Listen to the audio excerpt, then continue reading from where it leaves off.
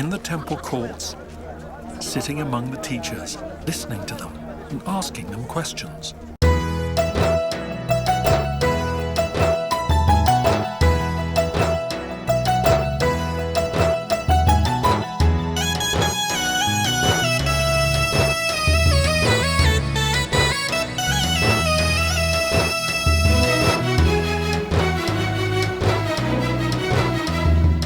ప్రశ్నలతో మొదలైన భక్తి జీవితం పరిశోధనతో కొనసాగును ప్రయాణం.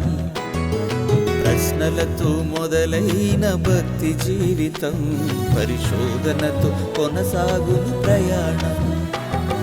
యేసుక్రీస్తు ప్రభువే సమాధానకర్త, యేసుక్రీస్తు ప్రభువే సమాధానకర్త. నీ ప్రశ్నలన్నిటికీ ప్రభువిచ్చును ఉత్తరం, నీ ప్రశ్నలన్నిటికీ ప్రభువిచ్చును ఉత్తరం. ఉత్తరము దేవుని సమాధానము, ఉత్తరము క్రీస్తు మహాజ్ఞానము.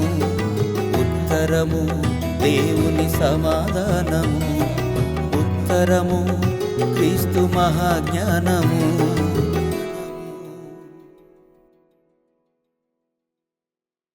ప్రభునందు ప్రియులైన సహోదరి సహోదరులారా, మీ అందరికీ ఉత్తరం అనే కార్యక్రమానికి స్వాగతమును తెలియజేయుచున్నాను.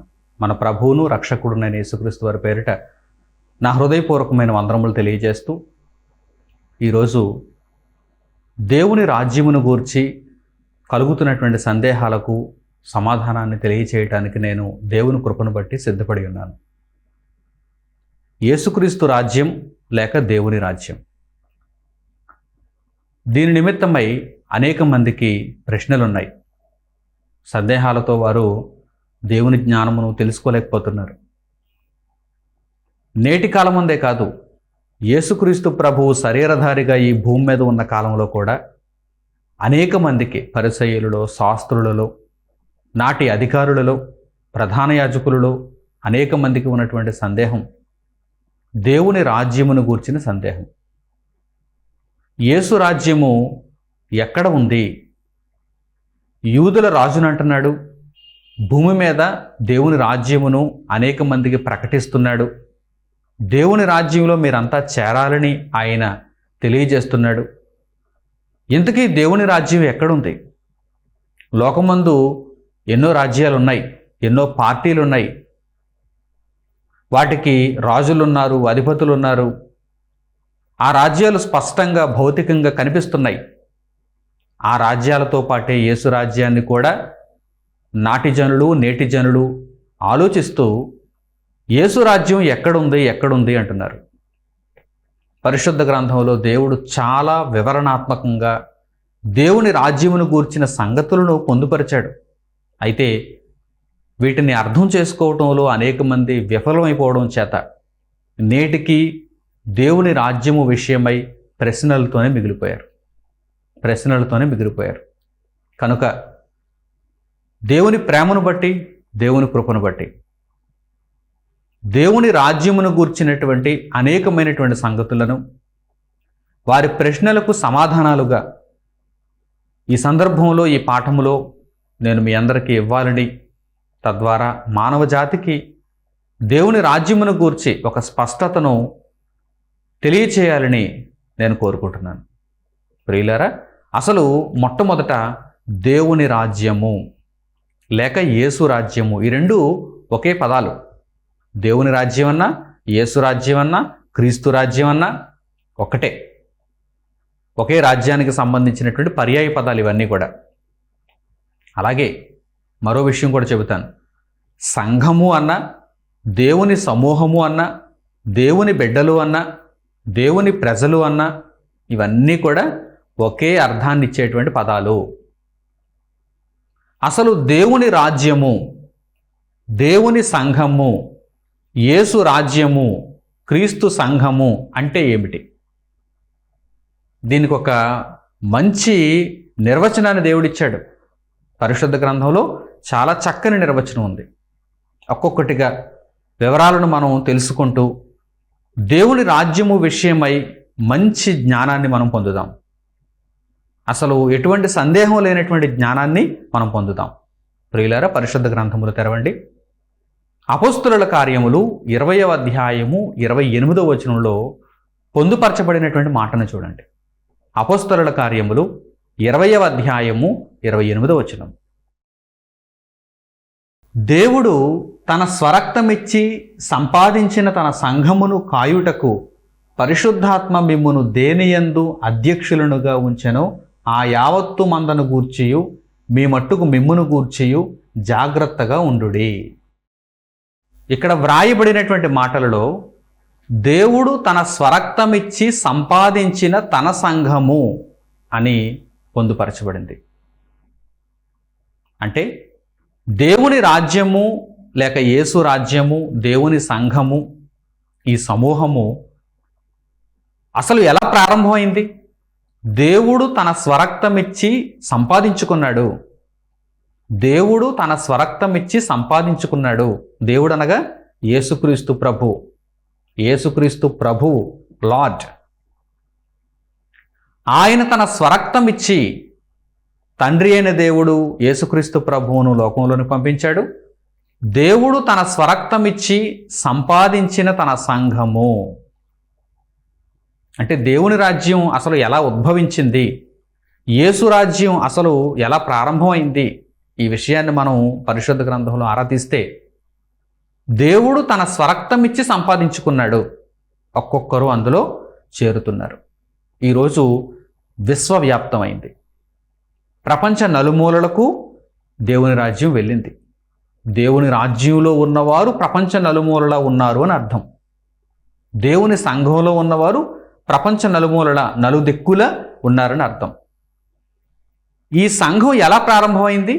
ఈ సంఘంలో ఉండేవారు ఎవరు? దేవుడు తన స్వరక్తమిచ్చి సంపాదించుకున్నవారు. దేవుడు తన స్వరక్తమిచ్చి సంపాదించిన తన సంఘమును మీరు దానిని భద్రంగా కాయుటకు మిమ్మును అధ్యక్షులుగా, మిమ్మును కాపరులుగా, మిమ్మును సేవకులుగా దేవుడు నియమించాడు. ఆ యావత్తు మందను గూర్చియు మిమ్మును గూర్చియు జాగ్రత్తగా ఉండండి.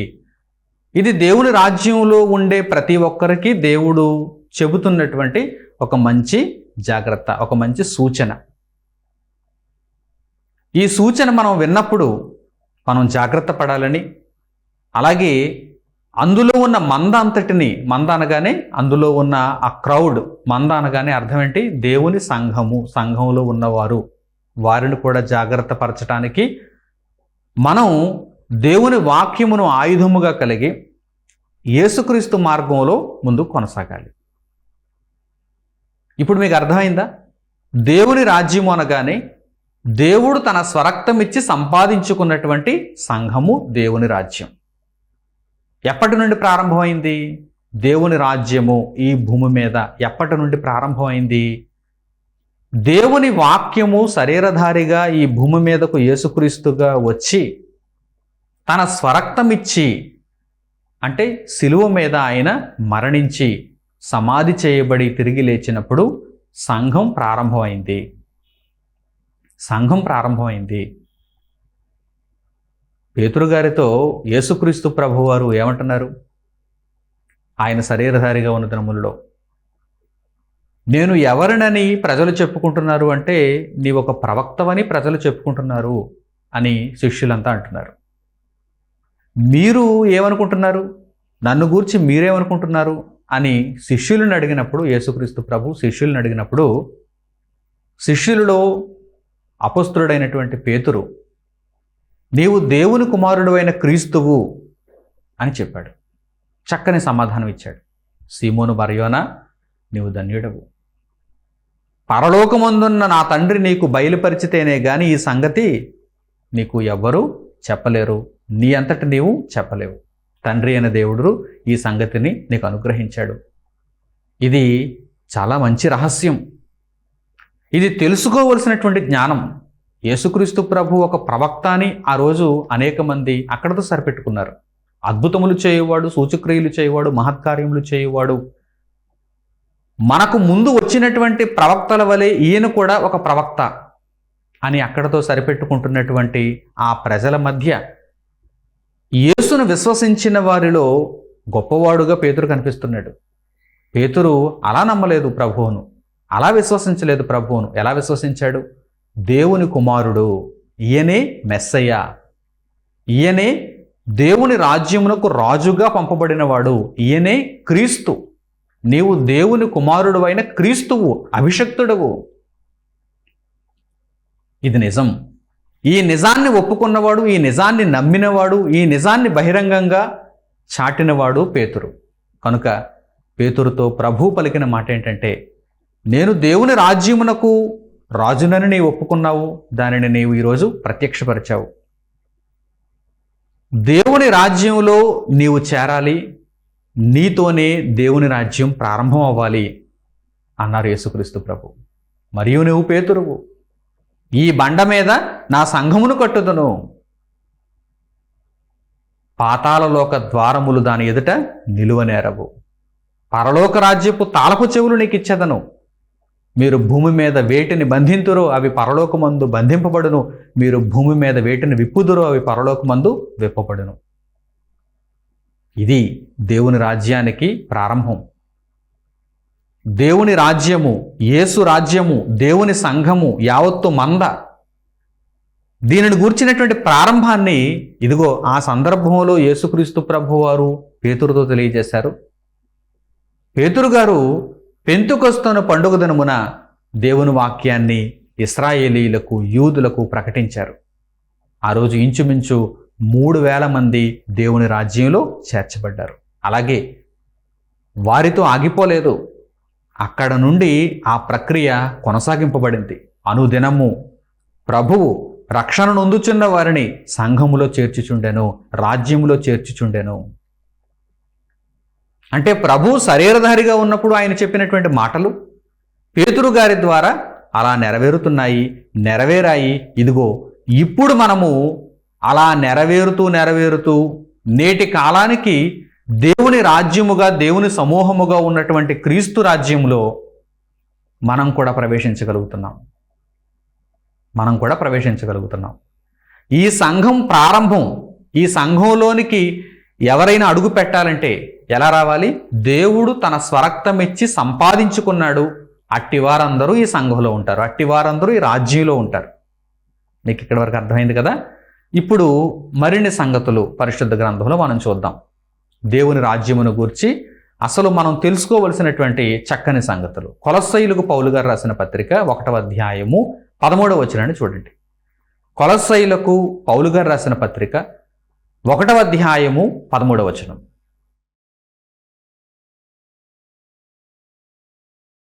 ఆయన మనలను అంధకార సంబంధమైన అధికారములో నుండి విడుదల చేసి తాను ప్రేమించిన తన కుమారుని యొక్క రాజ్య నివాసులనుగా చేసెను. ఇక్కడ ఆయన అనగా పరలోకమందున్న తండ్రి. ఆయన పరలోకమందున్న దేవుడు మనలను అంధకార సంబంధమైనటువంటి రాజ్యంలో నుండి, అంధకార సంబంధమైనటువంటి జీవితంలో నుండి, అంధకార సంబంధమైనటువంటి లోకంలో నుండి మనలను వేరు చేసి, ఆ బంధకముల నుండి మనలను విడిపించి తాను ప్రేమించిన తన కుమారుని యొక్క రాజ్య నివాసులుగా చేసెను. అంటే పౌలు గారు కొలస్సీయులకు ఈ పత్రికను వ్రాస్తున్నప్పుడు దేవుని రాజ్యము అక్కడ కనిపిస్తుంది. ఎందుకంటే ఆయన మనలను తన కుమారుని యొక్క రాజ్య నివాసులుగా చేసెను, చేయబోవును అని కాదు, చేసెను, పాస్ట్ టెన్స్. ఎప్పుడు ప్రారంభమైంది? అపోస్తలుడైన పేతురు గారితో కదా. కనుక ఆ తరువాత వ్రాయబడినటువంటి పత్రిక ఇది. కొలస్సీయులకు పౌలు గారు రాసిన పత్రిక. ఆ తరువాత పెంతుకొస్తున్న పండుగ దినమున సంఘం ప్రారంభింపబడింది, దేవుని రాజ్యం ప్రారంభింపబడింది, దేవుని రాజ్యం భూమి మీద కనిపిస్తోంది. ఆ రాజ్యంలో అనేక మంది చేర్చబడుతున్నారు. దేవుడు ఒప్పుకున్నవారు, దేవుడు అంగీకరించిన వారు ఆ సంఘంలో చేరుతున్నారు, ప్రభు అయిన యేసునామంలో చేరుతున్నారు. ప్రియులారా, పౌలు గారు ఇక్కడ కొలస్సీయులతో ఈ పత్రికను పంచుకుంటూ ఏమంటున్నారు? పరలోకమందున్న తండ్రి మనలను అంధకార సంబంధమైనటువంటి రాజ్యము నుండి విడిపించి తన కుమారుని యొక్క రాజ్యంలో చేర్చాడు. తన కుమారుని యొక్క రాజ్యంలో, తాను ప్రేమించిన తన కుమారుని యొక్క రాజ్య నివాసులుగా మనలను చేశాడు. ఇది దేవుని రాజ్యాన్ని గుర్చినటువంటి ఒక చక్కని సంగతి. ఈ విషయాలన్నీ కూడా ముందు మనకు అర్థం కావాలి. యేసు రాజ్యం ఎక్కడుంది, దేవుని రాజ్యాన్ని ఇప్పుడు నేను ఎక్కడ కనుగొనగలను అనే ప్రశ్న మనలో ఉన్నప్పుడు, ఎవరైనా మనల్ని అడిగినప్పుడు, లేక మనలోనే ఆ ప్రశ్న ఉన్నప్పుడు ముందు ఈ విషయాలన్నీ మనం తెలుసుకోవాలి. ఇవన్నీ కూడా పునాదికి సంబంధించిన సంగతులు, ప్రారంభపు సంగతులు, తెలియవలసిన ప్రాథమిక సంగతులు. అలాగే దేవుని రాజ్యమును గూర్చి వ్రాయబడినటువంటి మరో చక్కని మాటను మనం చూద్దాం. ప్రకటన గ్రంథము 5వ అధ్యాయము 9వ వచనం నుంచి చూడండి. ప్రకటన గ్రంథము 5వ అధ్యాయము 9వ వచనం నుండి.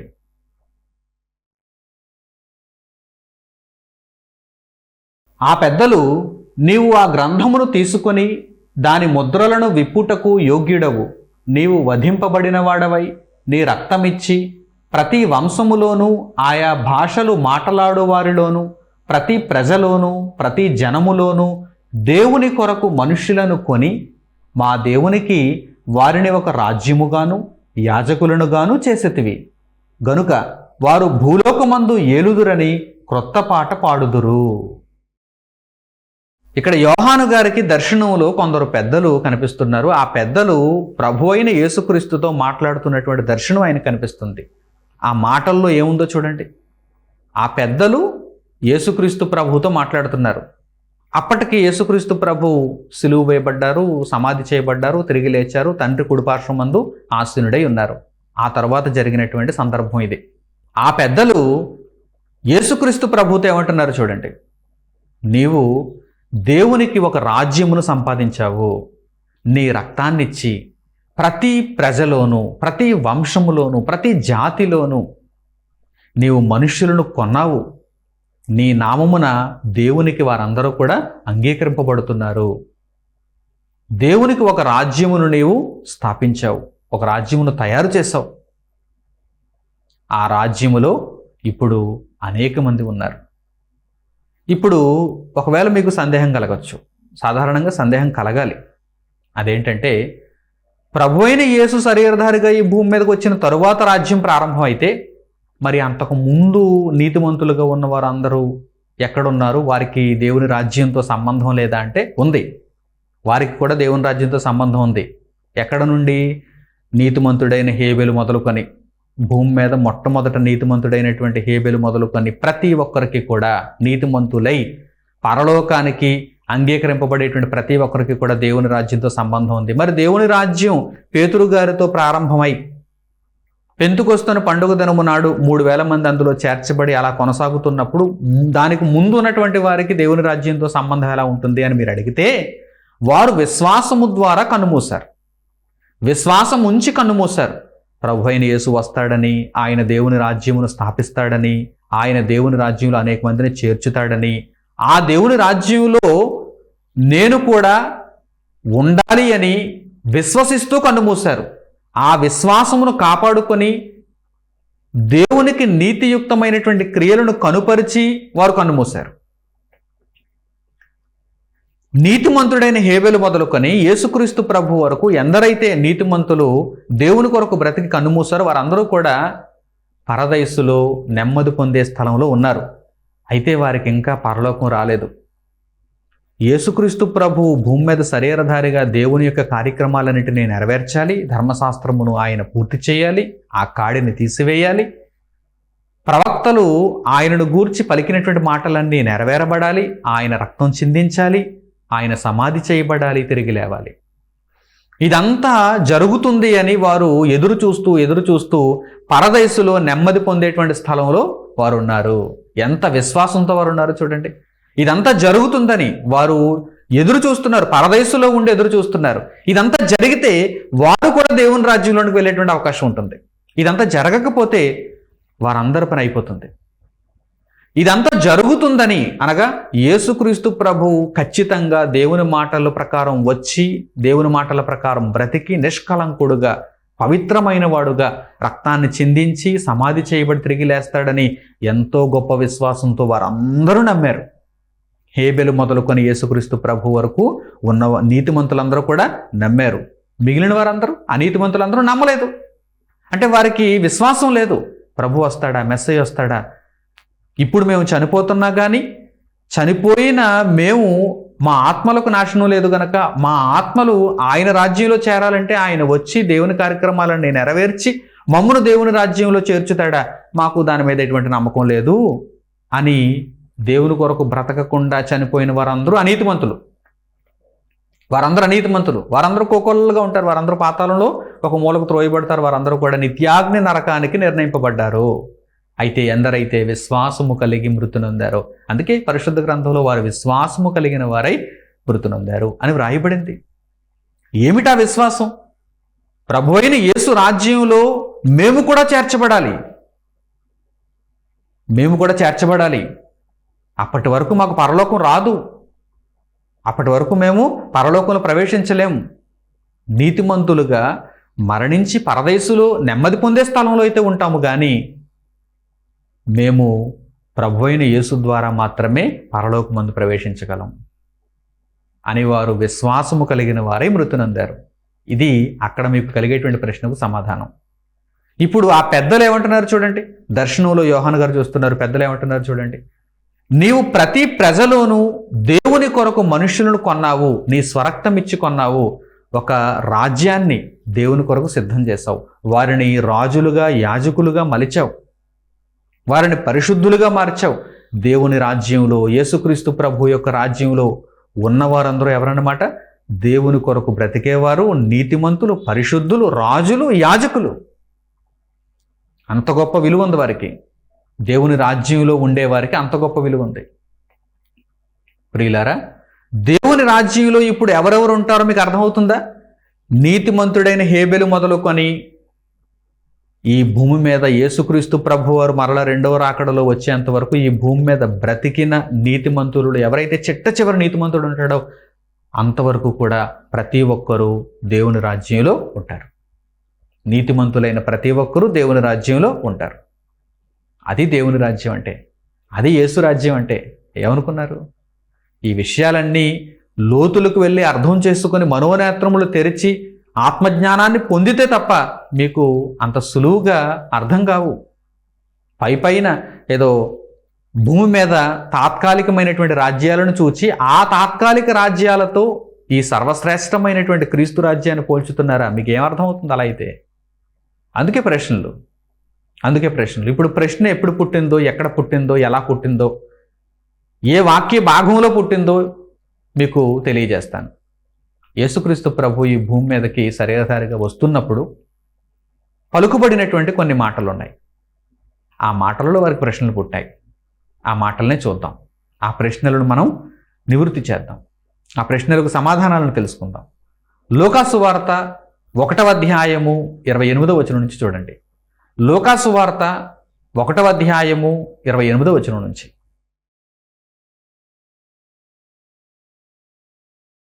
ఆ దూత లోపలికి వచ్చి ఆమెను చూచి, దయాప్రాప్తురాలా, నీకు శుభము, ప్రభువు నీకు తోడై ఉన్నాడని చెప్పాను. ఆమె ఆ మాటకు బహుగా తొందరపడి ఈ శుభవచనమేమిటో అని ఆలోచించుకొనిచుండగా దూత, మరియా, భయపడకము, దేవుని వలన నీవు కృప పొందితివి. ఇదిగో, నీవు గర్భము ధరించి కుమారుని కని ఆయనకు యేసు అను పేరు పెట్టుదువు. ఆయన గొప్పవాడై సర్వోన్నతుని కుమారుడనబడును. ప్రభువైన దేవుడు ఆయన తండ్రి అయిన దావీదు సింహాసనమును ఆయనకిచ్చును. ఆయన యాకోబు వంశస్థులను యుగయుగములు ఏలును.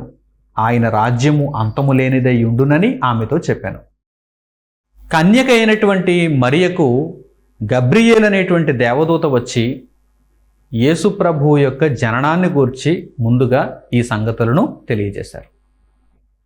ఆ సంగతులను మనం జాగ్రత్తగా ఆలోచించగలిగితే మరియకు అప్పుడే దేవుని రాజ్యమును గూర్చినటువంటి కొన్ని రహస్యాలను గబ్రియేలును దేవదూత వెల్లడి చేయుచున్నట్టుగా మనకు అర్థమవుతుంది.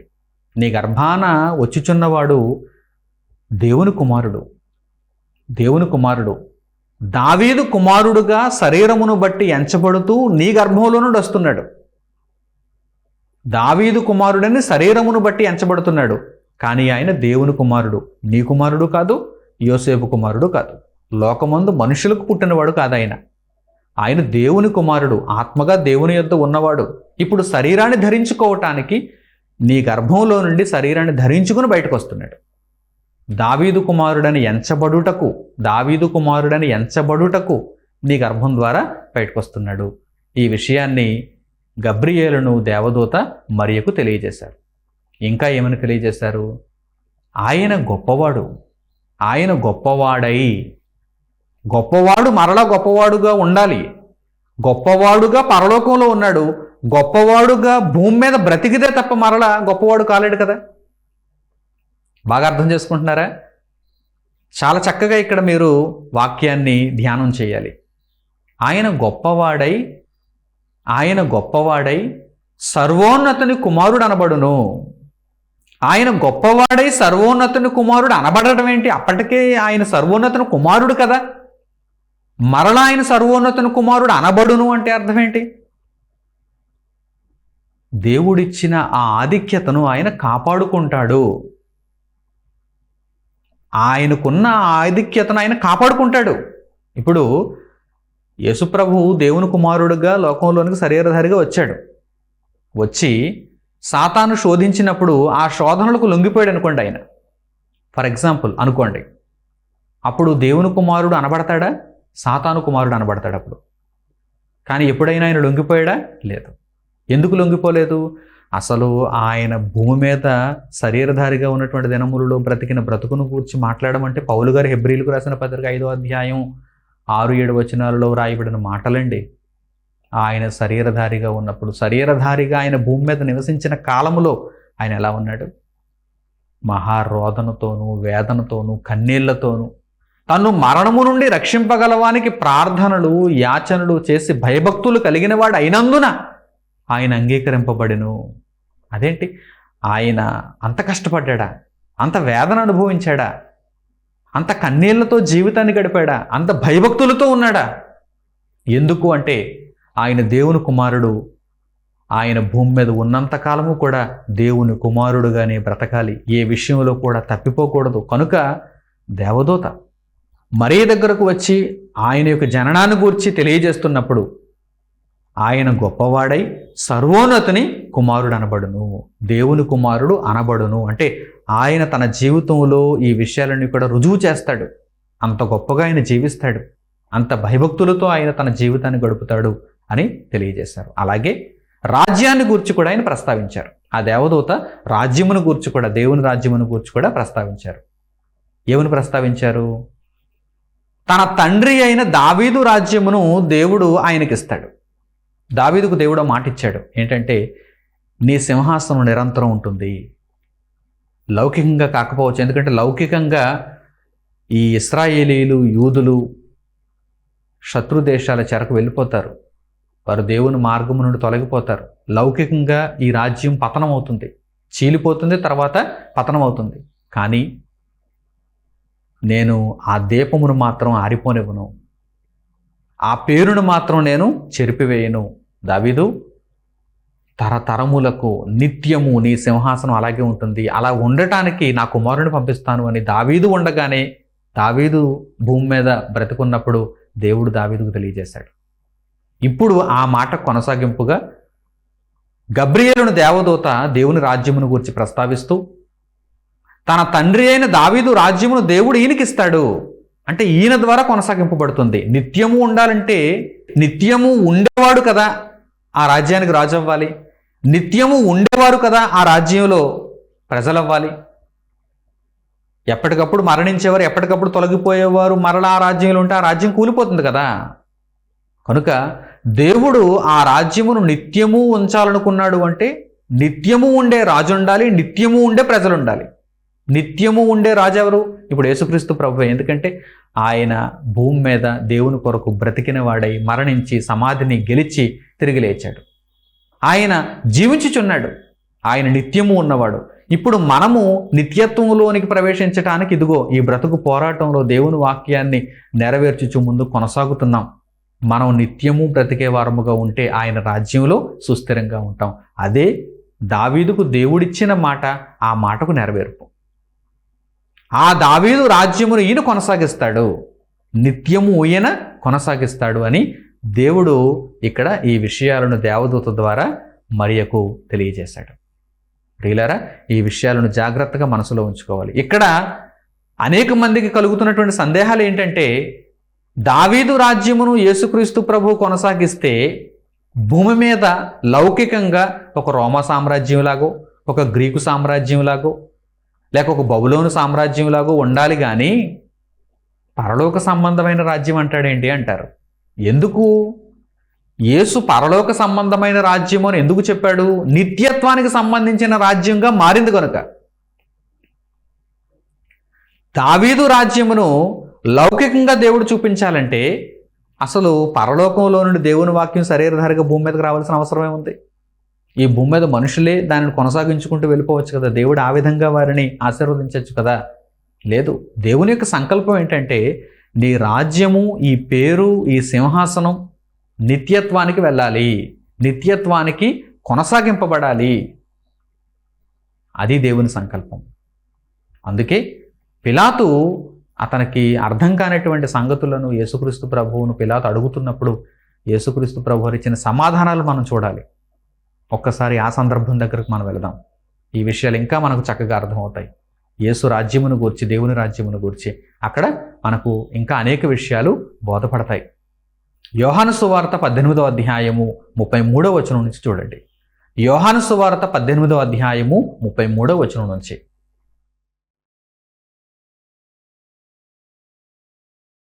పిలాతు తిరిగి అధికార మందిరములో ప్రవేశించి యేసును పిలిపించి, యూదుల రాజువు నీవేనా అని ఆయనను అడగగా, యేసు, నీ అంతట నీవే ఈ మాట అనుచున్నావా, లేక ఇతరులు నీతో నన్ను గూర్చి ఇది చెప్పిరా అని అడిగాను.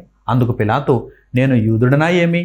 నీ స్వజనమును ప్రధాన యాజకులను నిన్ను నాకు అప్పగించిరి కదా, నీవేమి చేసితివని అడుగగా, యేసు, నా రాజ్యము ఈ లోక సంబంధమైనది కాదు. నా రాజ్యము ఈ లోక సంబంధమైనదైతే నేను యూదులకు అప్పగింపబడకుండునట్లు నా సేవకులు పోరాడుదురు గాని నా రాజ్యము ఇహ సంబంధమైనది కాదనెను. అందుకు పిలాతు, నీవు రాజువా అని ఆయనను అడుగగా, యేసు, నీవన్నట్టు నేను రాజునే. సత్యమును గూర్చి సాక్ష్యమిచ్చుటకు నేను పుట్టితిని. ఇందు నిమిత్తమే ఈ లోకమునకు వచ్చితిని. సత్య సంబంధి అయిన ప్రతివాడును నా మాట వినుడనెను. అందుకు పిలాతు, సత్యమనగా ఏమిటి అని ఆయనతో చెప్పాను.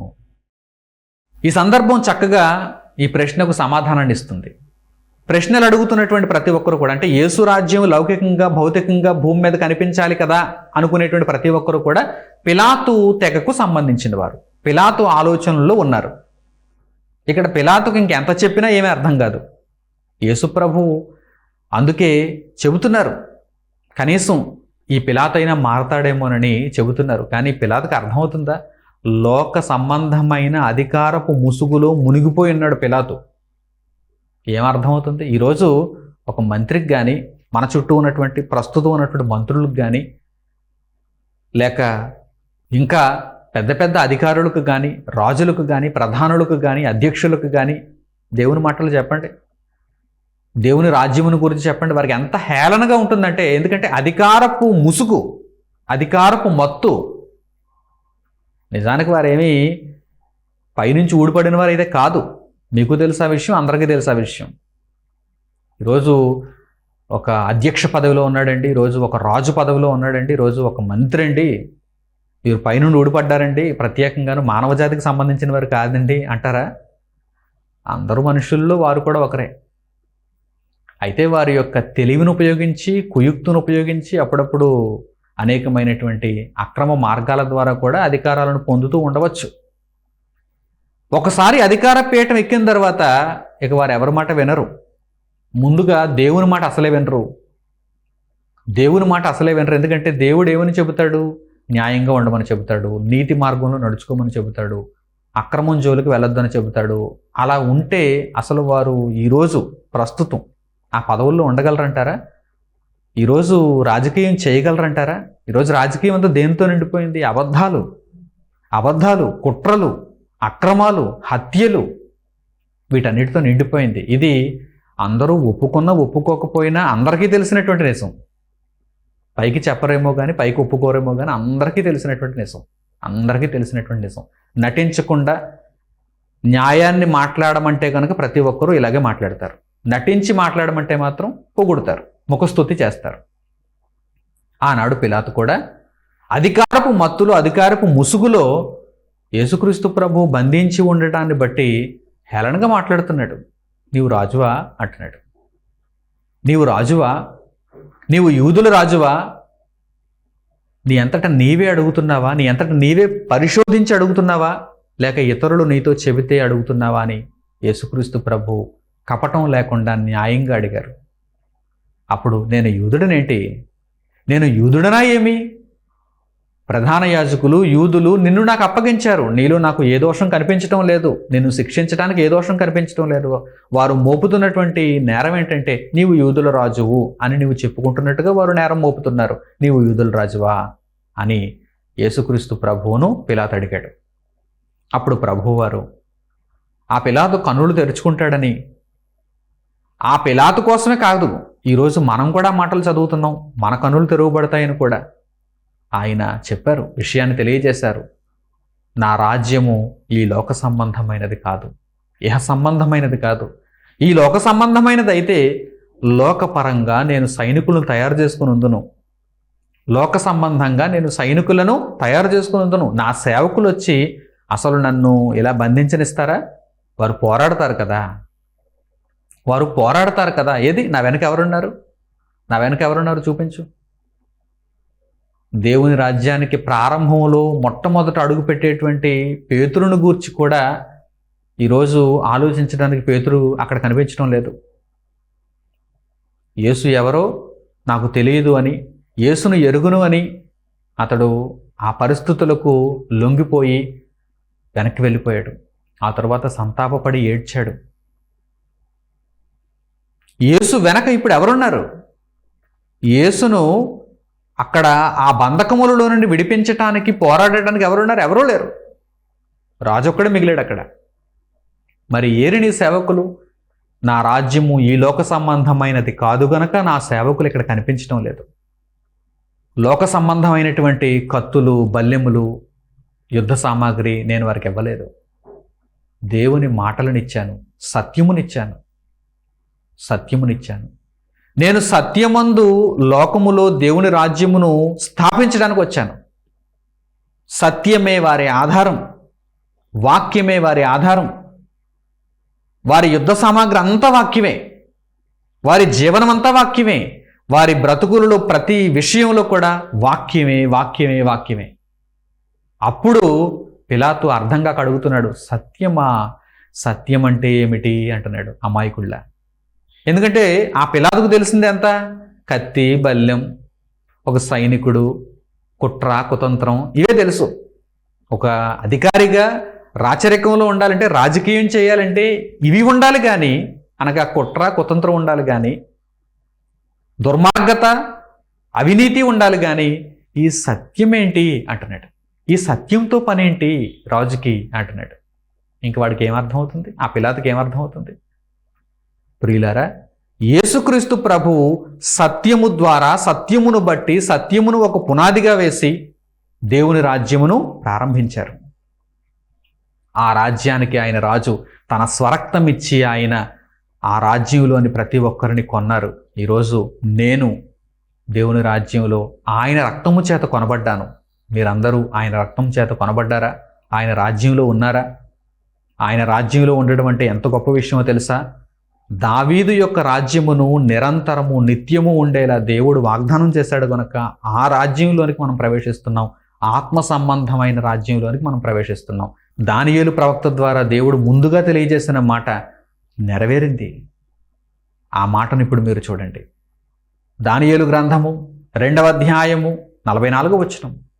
దానియేలు గ్రంథము 2వ అధ్యాయము 44వ వచనం.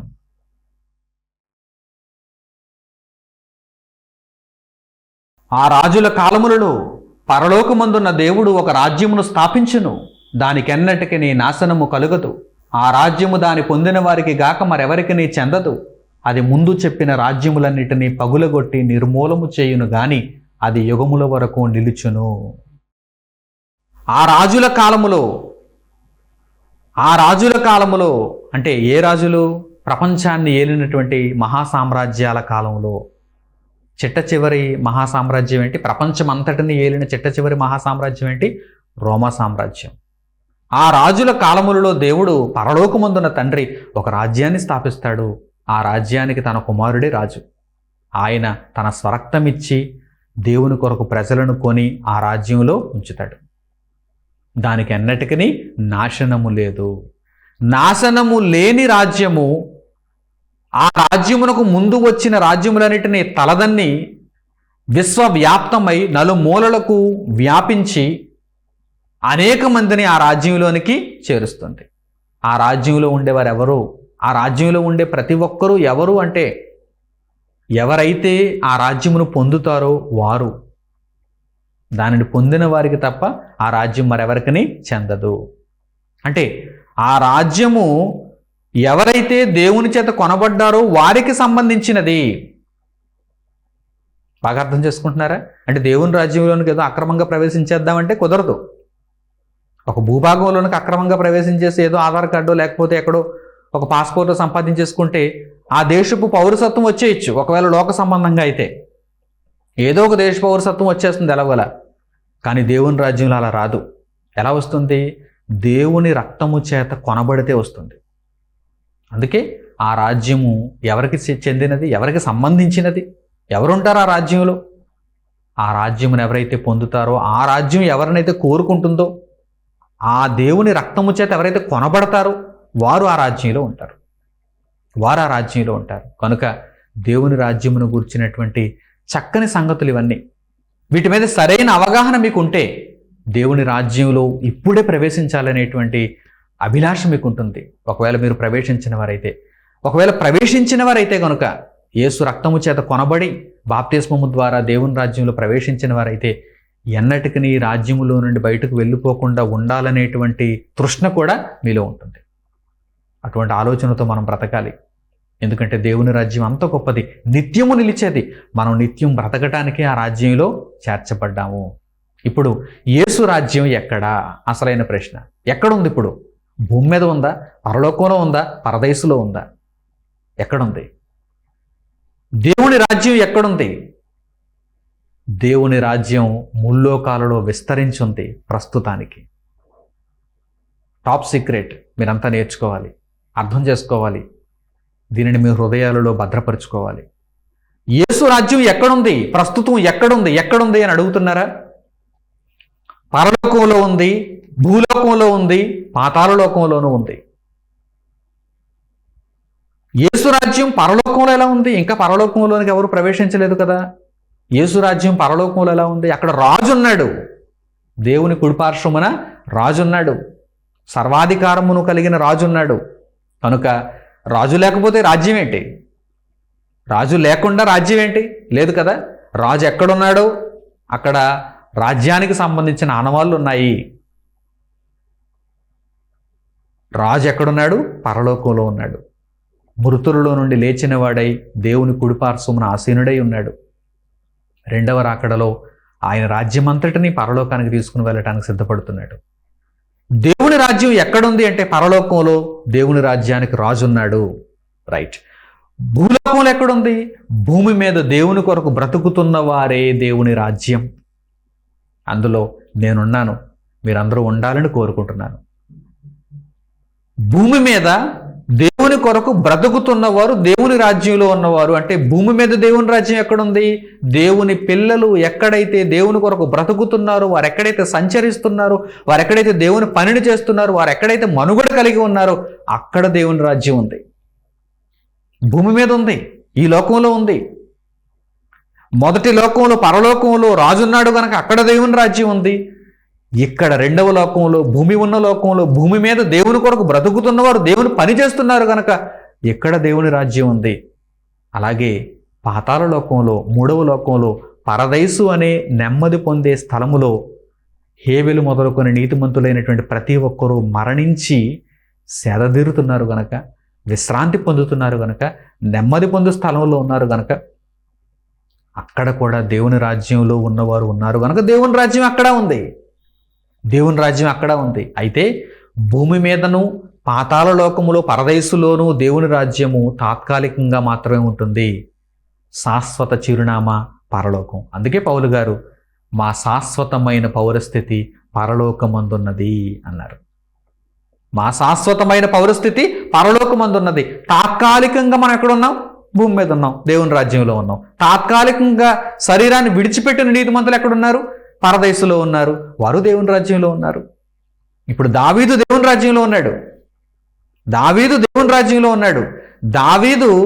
దావీదు రాజ్యమునకు కొనసాగింపబడినటువంటి నిత్యత్వపు రాజ్యంలోనికి వచ్చాడు. ఇప్పుడు బాగా అర్థం చేసుకుంటున్నారా?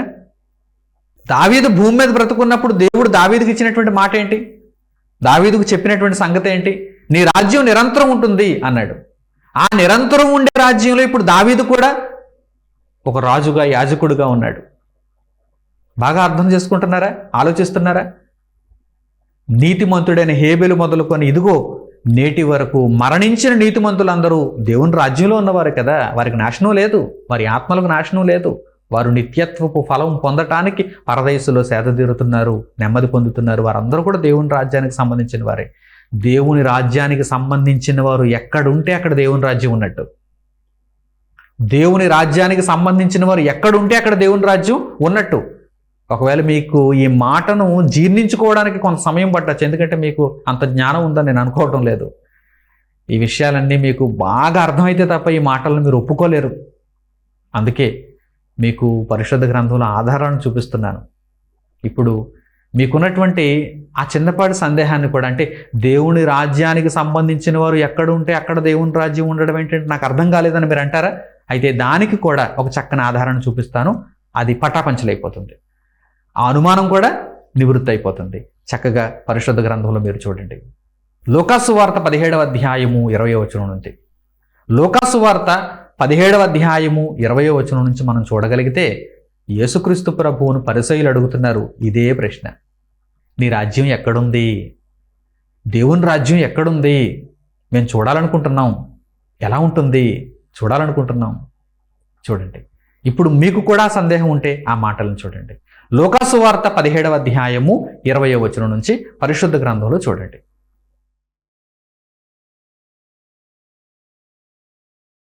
దేవుని రాజ్యం ఎప్పుడు వచ్చునని పరిసయ్యులు ఆయనను అడిగినప్పుడు ఆయన, దేవుని రాజ్యము ప్రత్యక్షముగా రాదు, ఎందుకనగా ఇదిగో దేవుని రాజ్యము మీ మధ్యనే ఉన్నది కనుక ఇదిగో ఎక్కడనని అదిగో అక్కడనని చెప్ప వీలు పడదని వారికి ఉత్తరం ఇచ్చెను.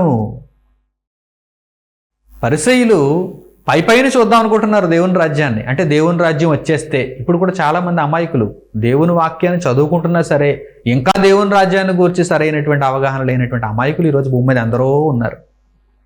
పరలోకపు ప్రార్థన అంటారు. ఏమంటారు? పరలోకపు ప్రార్థనలో ఒక బిట్ ఉంటుంది, ఒక పాయింట్ ఉంటుంది. ఏంటది? నీ రాజ్యం వచ్చుగాక. పాటలు కూడా పాడుకుంటూ ఉంటారు, కీర్తనలు. ఆయన రాజే, యేసు రాజే, యేసు క్రీస్తే, యేసు క్రీస్తని ఇంకా ఒప్పుకోవటం లేదా? ఇంకా యేసు క్రీస్తు కాబోతున్నాడు అనుకుంటున్నారా? 2000 సంవత్సరాలు గడిచిపోయింది. ఆయన రాజు, ఆయన రాజ్యం ప్రారంభమై, ఆ ప్రస్థానం ప్రారంభమై 2000 సంవత్సరాలు గడిచిపోయింది. పరిసయ్యులు అడుగుతున్నారు చూడండి, 2000 ఏళ్ల క్రితం పరిసయ్యులు అడుగుతున్నారు. అప్పుడే చెప్పారు ఆయన సమాధానం.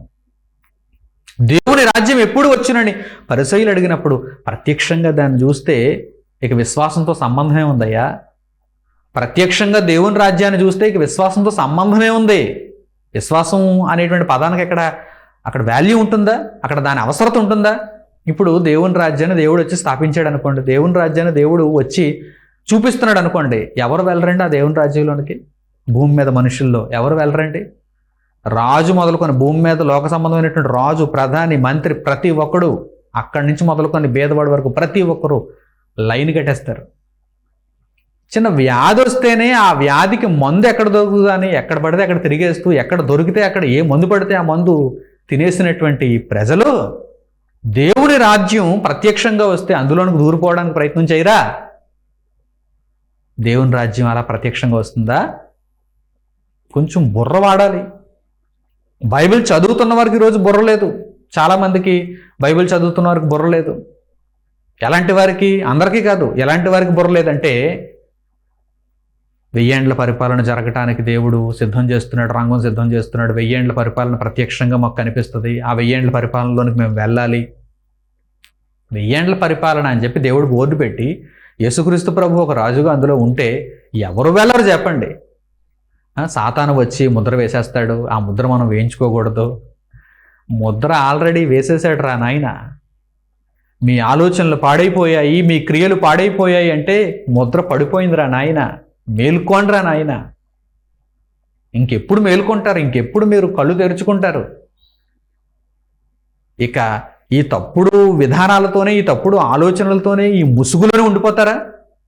ఈ అపవాది ముసుగులోనే ఇంకా ఉండిపోతారా? తప్పుడు బుసుబుసుమనేటువంటి బోధకులు ఇప్పటి వరకు మీకు అలాంటి బోధలు చేసేసి మిమ్మల్ని అందరిని అలాగా నిద్రపుచ్చేశారు, జోలపాట పాడి నిద్రపుచ్చేశారు. ఇప్పుడు ఇలాంటి స్వచ్ఛమైన పాల వంటి నిర్మలమైన వాక్యం మీకు చెప్పి మిమ్మల్ని తట్టి లేపితే తప్ప మీరు బ్రతికింపబడరు. మీరు ఒక్కసారి మేల్కోండి. అన్నీ జరిగిపోతున్నాయి. ప్రభువు రాకడ ఒక్కటే ఎదురు చూస్తోంది. నాటి నుండి దేవుడు అదే మాటలను మన కొరకు వ్రాయించి నిక్షిప్తపరిచాడు కదా. ఆలోచించండి. కాస్త బుర్ర పెట్టండి అంటున్నాను. అందుకే కాస్త బుర్ర పెట్టండి. ప్రభువారు ఏం తెలియజేశారు చూడండి. ఇక్కడ దేవుని రాజ్యము ప్రత్యక్షముగా రాదు అంటే ఏదో భూమి మీద రాజ్యాలను మీరు చూస్తున్నట్టు, రాజును మీరు చూస్తున్నట్టు, సైనికులు మీరు చూస్తున్నట్టు, ఎల్లలు మీరు చూస్తున్నట్టు, సరిహద్దులు మీరు చూస్తున్నట్టు భూమి మీద దేవుని రాజ్యం ప్రత్యక్షంగా రాదు. ఇదిగో అక్కడ, ఇదిగో ఇక్కడ అని చెప్పడానికి వీలు పడదు. ఎందుకంటే దేవుని రాజ్యంలో ఉన్నవారు ఎక్కడ ఉంటే అక్కడ దేవుని రాజ్యం ఉంది. ఇదిగో మీ మధ్య ఉంది అన్నాడు. మరలా ప్రభువైన యేసుక్రీస్తు పరిసయ్యులతో ఏమంటున్నారు? ఆయన మీ మధ్యనే ఉంది. రాజును మీ కళ్ళెదురుగా పెట్టుకుని దేవుని రాజ్యం ఎప్పుడు వచ్చును, దేవుని రాజ్యం ఎక్కడ వచ్చును అని అడుగుతున్నారా? గుడ్డోళ్ళారా? పరిసయ్యులు పెద్ద గుడ్డోళ్ళండి.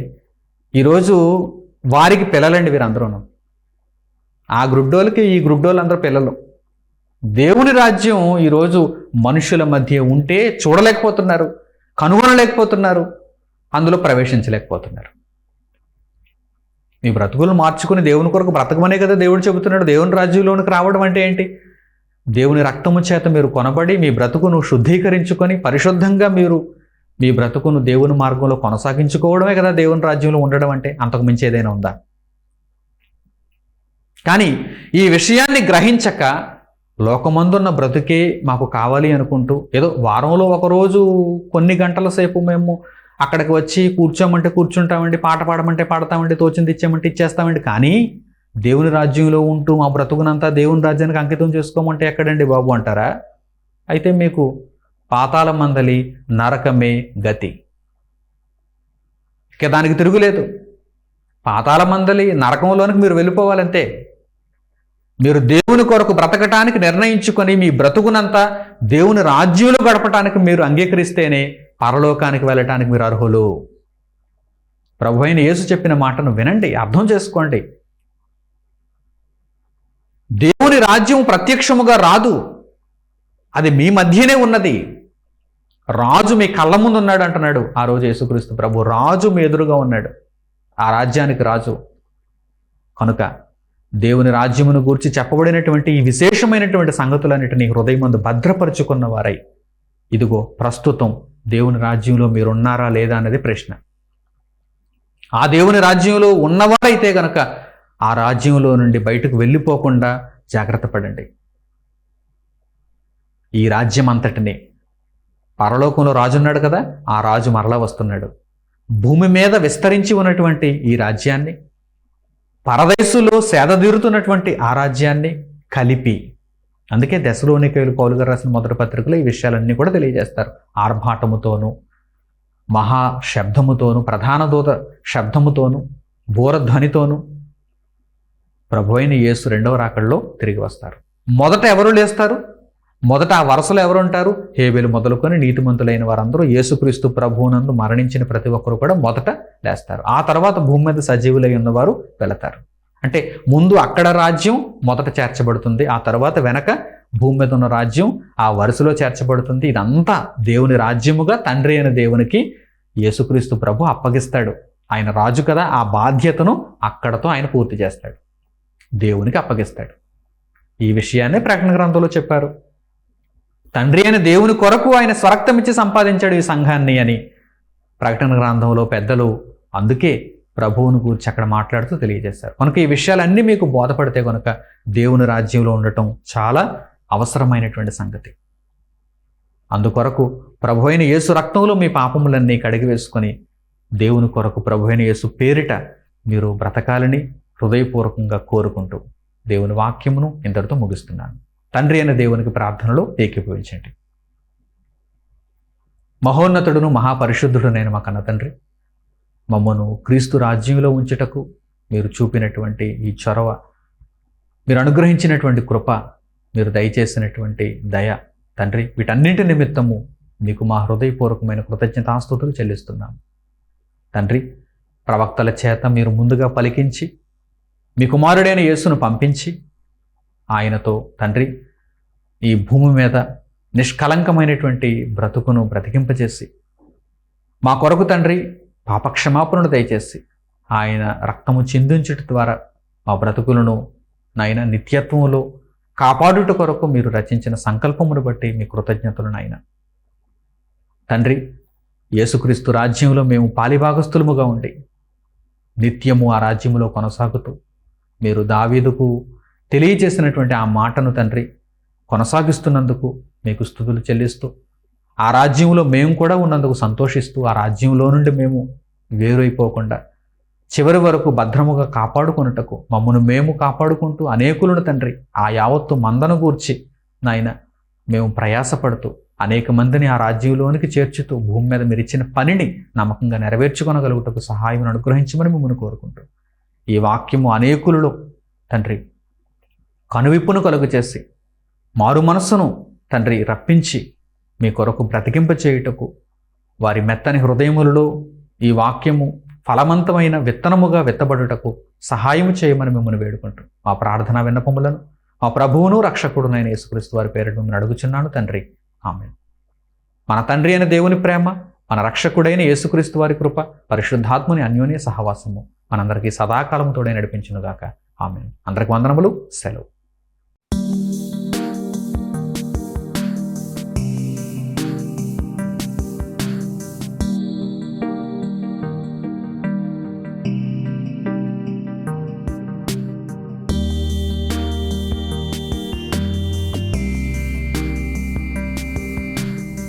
సహోదరులు మణికుమార్ గారు ప్రసంగించిన ఎన్నో ఆత్మ సంబంధమైన సంగతులను ఉచితముగా వీక్షించుటకు మా యూట్యూబ్ ఛానల్స్ ను తప్పక దర్శించండి. మా సమాచారమును ఎప్పటికప్పుడు తెలుసుకుని ఆత్మీయాభివృద్ధి నొందవలనంటే మా యూట్యూబ్ ఛానల్స్ ను సబ్స్క్రైబ్ చేసుకోండి. సత్వర నోటిఫికేషన్ల కొరకు సబ్స్క్రైబ్ బటన్ ప్రక్కనే ఉన్న బెల్ సింబల్ ను క్లిక్ చేయండి. మరిన్ని వివరములకు మీరు సంప్రదించవలసిన మా ఫోన్ నెంబర్స్ 8978414178 మరియు 8333927666. ధన్యవాదములు. ఈ కార్యక్రమమును అనేక మందికి పరిచయం చేయగలరని ఆశిస్తున్నాము. ప్రభువైన యేసుక్రీస్తు పేరిట మీకు శుభములు.